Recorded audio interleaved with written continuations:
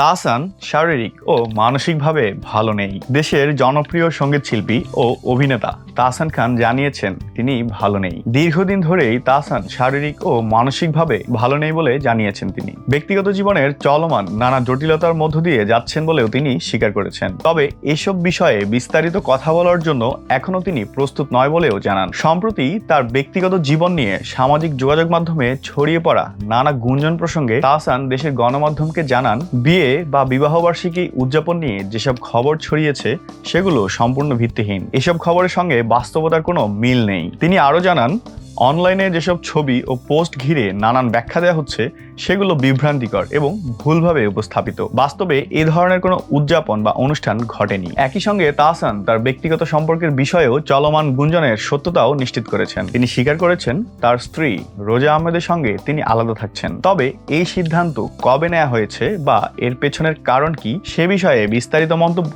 এখনই করতে চাচ্ছেন না। তিনি বলেন, সেটা অনেক বড় প্রসঙ্গ, এখন বলতে চাই না, সব চূড়ান্ত হলেই আমি জানাবো। এছাড়াও তিনি বলেন, সম্প্রতি আমাদের অ্যানিভার্সারি সেলিব্রেশন নিয়ে খবরগুলো সত্য নয়। আমি অ্যানিভার্সারি উদযাপন করিনি। যে খবরগুলো প্রকাশ হয়েছে সেটা ভুয়া নিউজ। জন্মদিন উদযাপন নিয়ে তাহসান খান বলেন, আমরা কেউ কারো জন্মদিনে ছিলাম না, আমার জন্মদিনেও সে ছিল না।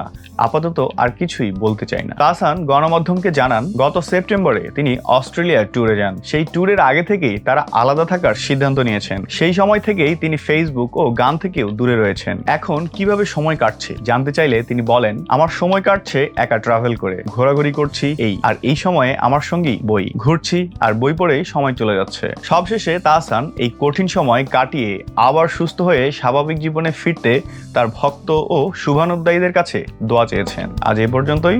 ধন্যবাদ সবাইকে।